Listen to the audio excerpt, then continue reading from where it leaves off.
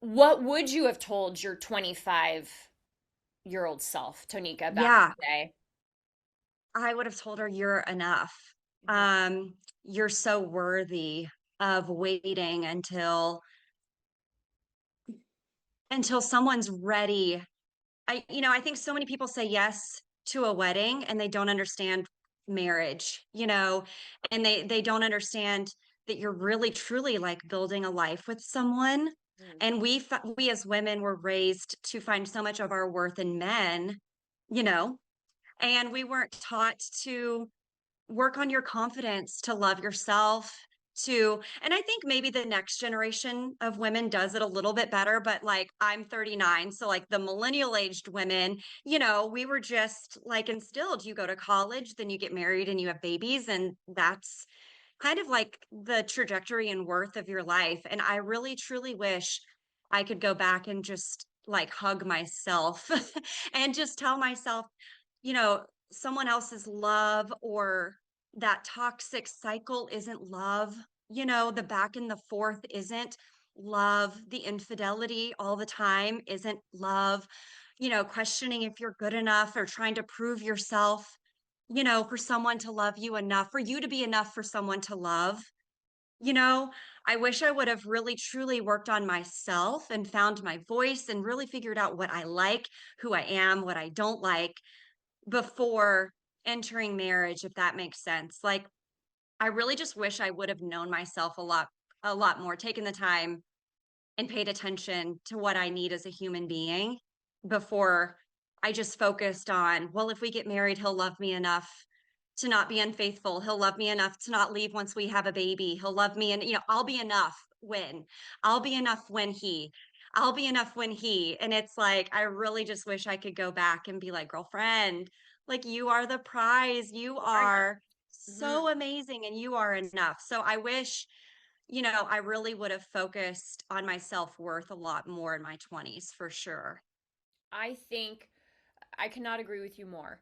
I think there is a societal pressure placed on women from a Yes. very young age, even down to my daughter's age, where you watch these Disney princess movies, Yes. right?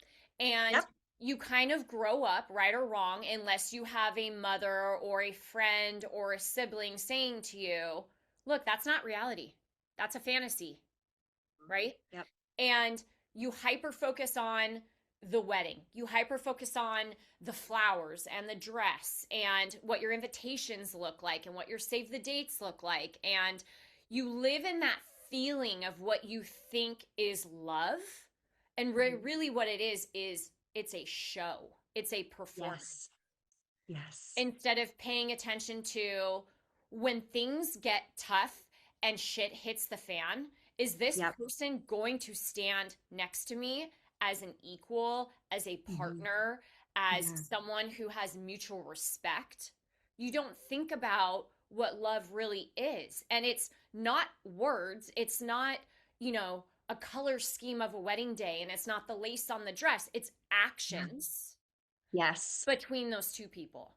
Right. And And I find it interesting how when you want somebody to think that you're enough and you find your value in somebody else, the mhm. silver lining of a bad relationship is it forces you to sit back and go, why did I want that so badly? Right? Yes. What is missing inside of me that is Yes. causing me to put all my worth and my attention and my validation in another person's hands? And why am I giving my Mhm. power away to that person? And it's like over and over and over again. Like we were just in such this toxic cycle of like the makeup to breakup. And Mhm. then it's like, and then you marry them and you're like, well, what did you really expect? I wish people would understand marriage, a marriage certificate doesn't just like magically like fix people or make people act right or make Yeah. people behave how they should or treat you right. Like who they are like is who you marry, Yeah. amplified. Nothing gets easier once you get married. It sounds so cynical, but like everything gets so much harder, so much worse, so much more amplified because you have your mortgage together, you Mm. have your children together, you're trying to like raise this human being. And it's like if you have high conflict, dating, parenthood together is this whole other thing, and then you're raising like the most important thing in your life with someone that you don't see eye to eye with, even on everyday things. And it's so hard. And I really wish people would understand and just think a second, like, and there's so many things now with like traditional roles within a household, but like if a man is not leading you before you get married, like he will not lead and protect your home after you get married either. And I learned that the definite hard way. Like, and now I'm having to, lead my own home, which is a whole journey. But it is definitely interesting, just like you said, watching the fairy tales and watching, the rom-coms from when we were in college and just being like, oh no, but you know, my guy on a horse and, shining armor and all that stuff. And like at the end of the day, I think we all crave that, like, I just wanted someone to save me. I want someone to swoop in and save me. And I want someone, but it's like, actually you're capable of saving yourself. Like, Mm-hmm. you have that power. And I wish more women locked into that power of like, no one's coming to save you but yourself, you know? I do agree with you. The younger generation is getting it a lot quicker than we did. Yes. I see that in younger women that I'm around, even younger friends, that Yep. I'm around that get it. Yes. But it's taken our generation to create these rules for ourselves as women and for Right. us to take our power back and for us to go against societal norms and for us to go against maybe men that are characterized as narcissistic and chauvinistic and women holding them accountable for actions and what they're doing and stepping up for ourselves and us being the ones that make the rules and Yes. not being afraid to. There's a Yeah. stigma when you meet a strong woman, there's a stigma. I think women are scared of being strong for fear they're going to be labeled as a bitch. Yeah, we can't be a bitch. We can't, run the workforce. We can't be, whatever. We're just called like selfish, crazy bitch. And it's like you would never think of a man that way for providing for his family. It's the difference between like I'm a working mom. I've never heard of a man say I'm a working dad. Mm-hmm. I've never heard that. I've never in my life heard a man have to like, oh, I'm a full-time working mom. I've never heard a dad have to say I'm a full-time working dad. They're just dads who work. And Mm-hmm. like that's a given. But it's Yes. almost like we have to apologize. We have to apologize for making our own money. We have to apologize for making our own way in the world. Like I've had to like untrain myself through a lot of therapy. Like women go through life and like I bump into someone or like someone bumps into me and I'm like, it's like we're just taught automatically to apologize for everything. And I'm so done with I will be unapologetically successful, unapologetically my own person, I don't apologize for not being interested in dating. Like I have zero interest. I'm like I have such a full blessed life, and if you don't bring like if you're not adding value to my full blessed life, I don't apologize for not wanting to add into that. Like I think it's such a weird, people be like, oh, you'll just meet someone when you're not looking. I'm not even looking when I'm not looking. Like I'm fine. But it's like you do have to explain that to everyone. And then people are like, oh, poor her. And I'm like, I'm, okay. Like Really, I I, I'm know. And I'm laying on my couch in my comfy jammies, not having to worry about shaving my legs, watching a yes, rom-com, bringing takeout that's right. sushi, Yes. having my spa weekends when I don't have my kid. Like, don't feel sorry Thank for me, you. please. Don't, yeah. And even my best friends who are like happily married, they're like, even if like, they run off a cliff today, like, I don't know that I would sign up for marriage again. And it's like, I think that's too with our generation of women. Now we're not as financially dependent upon men. And I think we are the first generation of women really stepping into the workforce and leadership and all of these things to where it's like, once I really realized that like financially I could provide on my own, then I was like, okay, because I think even too, when you're so unhappy or when you're this or that, I had a lot of infidelity in my marriage. And I think, once I realized like, okay, I'm going to be able to financially do this on my own. That's when I started to decide, okay, I don't need to stay in this marriage. And it was, people like to think this first sign of unfaithfulness, they would walk. Well, I think that that's people don't know how they would react until they're in it because still you're making a permanent decision to not see your children on Christmas morning or, every other weekend. Like that's very hard. And I think if people were really honest with themselves, they would probably stay for a lot more than what they would ever originally think going into marriage, especially when children are involved. But I really think once I understood financially that I could do it on my own is when I felt, okay, it's time to really take the next steps. It's time to really separate myself in this season, because I felt empowered enough to do so, I guess, if that makes sense. No, it makes total sense. I think, and it goes back to societal norms. The man makes the money and the woman stays home, you know? Yeah, But nowadays, that is majorly shifting. Women right. are getting higher educations than men. In Yeah, certain work spaces, women are making more money than men. right. Women are not taking the word no. They're saying, watch me. Yes. And I think there is a sense with men where they almost feel like, where do I fit into a woman's life nowadays? I do agree with you. I'm like, as a man, I wonder if they are like, more, like, well, what do I bring to the table? Especially when we're dating like around the 40s age, because most people are, through their first marriage and onto, the dating scene after that. And I do wonder from a man's standpoint if they're like, wow, I really better have my together before. But it's like either I meet those types of men or like the playboy like 32-year-olds that like want that like cougar single mom and I'm like, ew, I cannot be bothered. I am I guilty just as can't. charged. But Yeah. I have been fortunate enough that I have dated younger guys and they've actually had their shit more together than I men guess our is that like age. a West Coast thing? I don't know. I'm I, like, I don't know, girl. I mean, I'm still single and it didn't last. So there's right. something to But say it for was that. fun.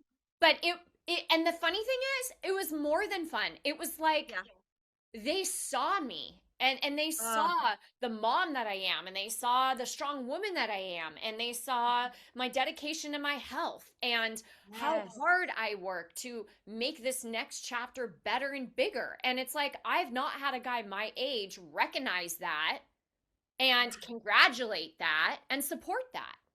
Well, they're threatened. They're Yes. threatened by that. Yes. Yes.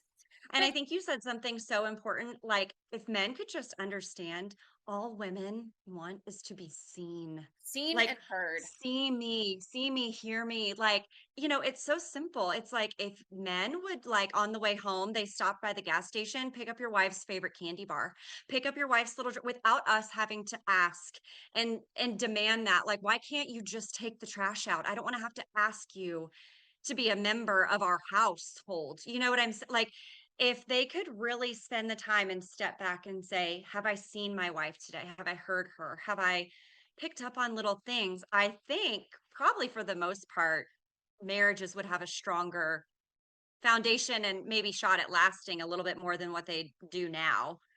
But I think definitely women just want to feel like valued, and Yeah. seen and loved. Yeah. Well, and it's crazy to me too if you think back to your vows, Yeah. how quickly the promises that were made were not held up in the Yeah. marriage. Yeah, not even a year for You mine. say till death do us part or through sickness and in health, right? But you come home from work and you can't even put your phone down to sit across from me and ask me how my day was, Right. Or right? you can't even make the baby that we made together a bottle, Right. or you Maybe can't get even up with be, it. Maybe get up with it in the middle of the night. Let's take yeah, turns. You've got this right. shift, I've got this shift. I mean, Yeah. and it's those things to all these The newlywed couples. partnership. Yeah. And it's Hmm. those things to these newlywed couples that they can think in their minds will be great. But Yeah. once you're in that marriage and you have outside pressure of financials and children, and then also, let's not forget, if your partner was raised much differently in a much different childhood setting than you were, that Right. person's going to want to parent your child very differently than how you want to parent. Then you 100%. start having fights over parenting styles. Yep. These are things that aren't discussed because women, especially, are very guilty of getting so emotionally attached to the idea of a wedding day. Yeah. It's Yeah. like they go deaf, dumb, and blind to the reality of Complete. what will happen and what will Yeah. come once that one Yeah. day passes. Literally. Yes. Yes. And that's where like my friends dating and stuff like that, I just want to be like, pay attention. You know Yes, what I mean? Like this is it. Like it doesn't get any better. Life only get, as we age, our parents age, kids get older, it gets harder. I look back and I think the newborn years were hard. And now my son's almost 10 and like they get mouthy and it's hard and you have sports every weekend and it's financially draining to keep your yes, kid in all the thing, and it's like all of that is so stressful and now now having to co-parent through all of that, and that's one of the hardest parts of divorce because it's like, well, we didn't work out in marriage, and then now you have to co-parent with this person forever, and that's really hard. I know I you contemplate staying because you're like, well, if I stay I can kind of control my child's upbringing. mm-hmm. And then when they're in another home, it's like they come home and he's like, yeah, I watched this over at dad's house. And oh, I met this girl. And oh, I saw this. And I'm like, and your mind does play tricks on you of like, It if does. I would have stayed, it would have been easier. If Mm-hmm. I would have stayed, it would have been easier. But we've also had conversations, where he's been snippy with me. And I'll be like, why do you talk to mommy that way? And he'll say, well, I heard dad speak to you that way. And I've had to have very grown up, conversations with him. And I'm like, and that's exactly why mommy chose to start a new life. Because I won't, talking about how we're raising our children now post divorce, I'm very mindful of I'm raising someone's husband. So like and like you don't speak to women that way. You don't act that way towards women. And that's like my mission in life. I'm like, I want to raise a well-rounded man. Like I don't want my 39-year-old daughter-in-law to be in therapy someday because of my son. And I just take that so seriously because I'm like, your words have power. How you treat people. I want him to have empathy. I want him to have understanding. I want him to be sympathetic. All of those things that I feel like maybe our generation of men, where it's like boys don't cry. Well, boys will be boys. Well, that's just how boys are. And like, I'm just so done with that narrative that it's like, you don't get a pass to be an asshole just because you are a boy. Like, that's like actually not how the world works. Yes. Or just not showing emotions just because you're a boy. I think I was craving so much in my marriage for some sort of emotional reaction, like you said, see me, where it's like they have so many walls put up because they were drilled in, like, well, men don't show that. And so it's like I'm now on the tail end of like really wanting my son to be so open-minded and so like kind and sweet and still be a man. So that's the thing as a single mom. I'm like, well, you still kind of got to stand up for yourself. And so like teaching, like balancing that as a mom is interesting. But I deeply want him to be a better husband than the way I see it is I made the choice of two happy homes than one miserable one where he would be raised in a cold home where mom and dad don't laugh, they don't touch, they don't play, they don't giggle, they don't sit on the couch together. Like I didn't want him thinking that that's what a marriage Mm-hmm. was, Mm-hmm. you know. Yes. And I applaud you for that. And I applaud myself for that. And I applaud Yeah. any woman because, this idea that you're stronger if you stay. It's easier to leave because that just means you gave up. I can't Yeah. stand that. I don't know how you feel about that. Nothing Woo! lights I'm me up more than sweating. that. Yeah. Says someone who is in a marriage that is very unhealthy right? Mhm. And is leading by example that, hey, it's okay to stay in abusive marriage. It's okay to allow your husband to talk that way to you. It's Yeah. okay to show your children that this is what marriage looks like: unhealthy, constant fighting, mom and dad talk bad about one another to you. Yeah. The way I look at it is this way, and I want you to chime in and give me your opinion on this. The way you and I are able to raise our children now, you setting an example and raising your son to end up being a great husband one day and a great father one day and just a good human in today's society. Me Yeah. raising a daughter that knows the difference between love and love bombing, knows the difference between true care and a dick, Yeah. and is going into the world knowing her self-worth as a female and not listening to the societal norms. The way you and I get to raise our children now as single moms, we would have never been able to instill that if we had stayed in our marriages. 100%. So Yeah. when people say, well, if you had stayed, you would have had more of control of their outcome, actually it's the opposite. Right. We have more control of their outcome parenting that child with no outside influence or someone talking over our shoulder or someone disagreeing with us or someone Mhm. trying to change their viewpoint and say that mommy's wrong and they're right. We Yeah. don't have to deal with that. Yeah. We're able to be that strong, independent mother, single mother figure that shows you that when times get tough, you don't sit around and feel sorry for yourself. You do it with action, you take a Mhm. stance, and you Yeah. make the right decision. Yes, hardest decision, but Yeah. the right decision. Yeah, 100%. When we first separated, it was right before the pandemic had hit. So it was like interesting. And I was working in a corporate office and he moved out because he had met someone. And my son was like 3 years old. And I'm like, okay, so no one's coming to save you. And so I started two jobs. I mean, I worked two jobs. I was working from home. I was trying to navigate what that looked like. I was in therapy trying to process all of that. My son was, 3, 4 years old.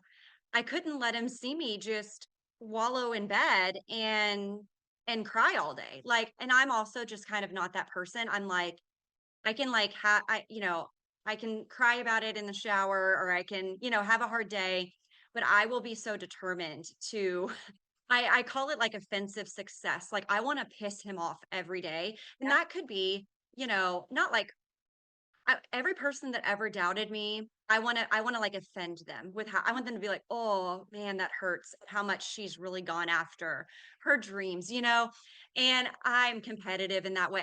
Whatever. It helps me. But I mean, I worked two full-time jobs. I kept the home, I kept everything. I was like, I'm going to figure this out.